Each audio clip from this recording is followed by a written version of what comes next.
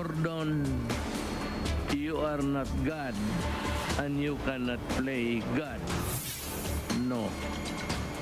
You cannot continue this hearing till kingdom come. You are not a senator forever, and the time of reckoning will come. You and the Senate cannot compromise the government's COVID-19 response by getting agency leaders tied up for so long at your beck and call. Again, if you think you have enough evidence against Parmali to support your allegations, go ahead and file cases against them at the proper courts. The Senate is not a criminal court. Stop using it simply as a witch hunt. The executive branch of government really did its job for immediate pandemic response, and there was no iota of evidence of overpricing or money loss corruption. Yung Parmali, I said, gustutin ninyo na gusto.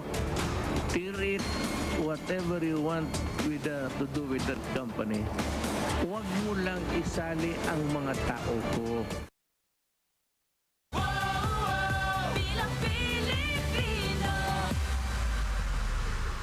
The Newsday continues here on One News Now. I'm Charles Lejano. More big names in politics are expected to file their certificates of candidacy today. But so far, only one aspirant has lodged her COC for the top post. Camille Samonte now joins us live from Pasay to give us more details on this. Camille, good afternoon. What's the latest? Charles, more aspirants are expected to file their candidacy within the day. Many are still waiting for prominent political entities who have previously announced their intent to run for the 2022 polls.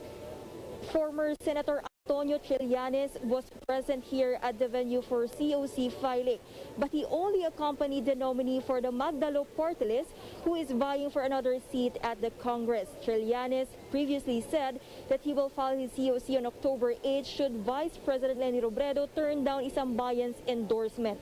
Trillanes didn't entertain a request for interview. As for the presidential race, only one has filed so far today. She is Maria Aurora Marcos, an independent candidate. She is the second aspirant bearing the name of Marcos who lodged a COC for 2022. Four senatorial aspirants have also filed today, including Attorney Larry Gadon, who also ran but lost in the 2016 and 2019 elections. Meanwhile, 9 certificates of nomination and acceptance have been filed as of today by party lists. Charles, the United Nationalist Alliance just announced the senatorial bid of former Vice President Jejomar Binay.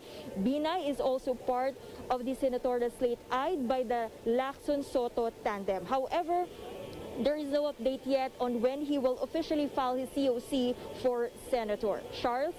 Thank you for those updates. Camille Samonte reporting live from Pasay. Prominent names in government and business were tagged in what has to be the biggest leak yet of offshore financial data. Let's hear more about the so-called Pandora Papers in this report by mobile journalist Pamela Vasquez.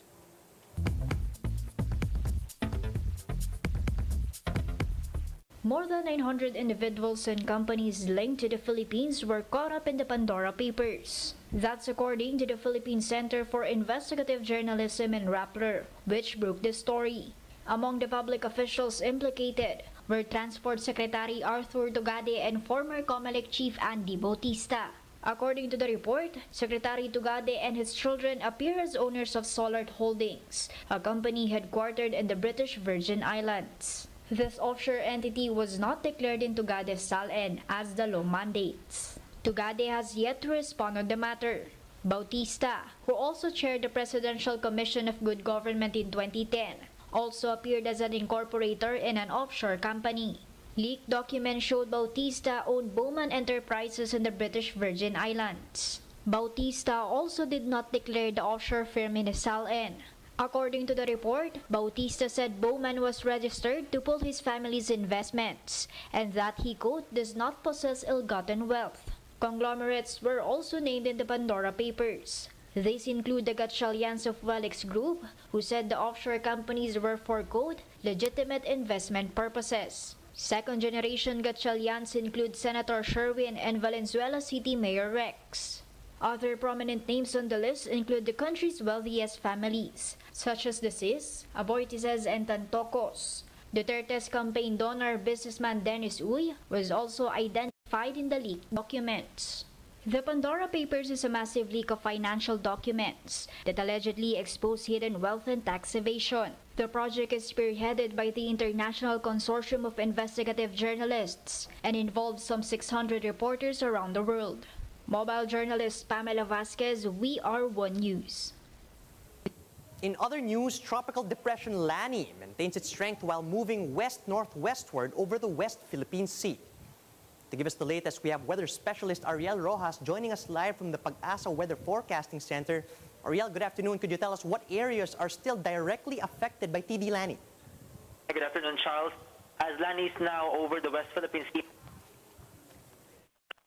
as we have lifted tropical cyclone wind signal in northern Palawan. But today, moderate to heavy rains will continue to be felt over Palawan, including Calamian, Kalayaan, and Cuyo Islands, while light to moderate with at times heavy rains will also be experienced over Cordillera, Cagayan Valley, Central Luzon, Metro Manila, Calabarzon, Bicol Region, Western Visayas, and the rest of Mimaropa.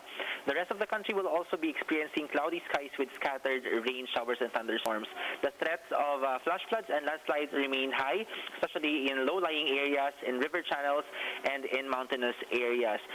While we have lifted the tropical cyclone wind signal, we will be also experiencing occasionally gusty conditions, especially in extreme northern Luzon and the coastal and upland areas of Cordillera, Cagayan Valley, Ilocos Region, Central Luzon, Calabarzon, Mimaropa, Bicol Region, Western Visayas, and Zamboanga Peninsula and Bangsamoro. Right, Ariel, are you expecting Lani to intensify any further, and are there any changes to the expected exit of TD Lani from the PAR? We are still forecasting Lani to exit PAR tomorrow afternoon or evening, and while over the central part of West Philippine Sea, outside PAR, it may intensify into a tropical storm. Thanks for that. That was Pag-asa weather forecaster Ariel Rojas.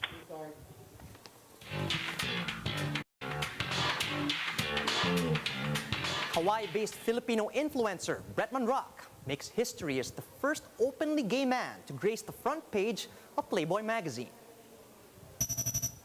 Bretman, the baddest rock, slayed in this month's digital cover of Playboy, sporting the iconic bunny outfit complete with a bow tie, black tights, heels, and lingerie. In an official Twitter post, Playboy shared a quote of Bretman describing the feature as a big deal in terms of representation of both the LGBTQ+ community and the brown people community. Bretman is the third man to ever appear solo on the cover of the publication, and the social media star currently boasts almost 18 million subscribers on Instagram and has made a name for himself through his entertainment content on YouTube and Vine. Here's a quick look at some of today's headlines. Several areas are under tropical cyclone wind signal number 1 due to tropical depression Lani. Facebook services are now starting to go back online after experiencing one of its longest global outages since last night. And Fumio Kishida is Japan's newly elected prime minister. And those are the top stories at this hour. Join us again later at 1 p.m. as we continue to monitor the day's biggest stories. You can also catch One News on Signal Play. Just register for a free account at www.signalplay.com and stream One News live anytime, anywhere. I'm Charles Lejano. Mask on, wash hands, and stay safe, Philippines. We're One News.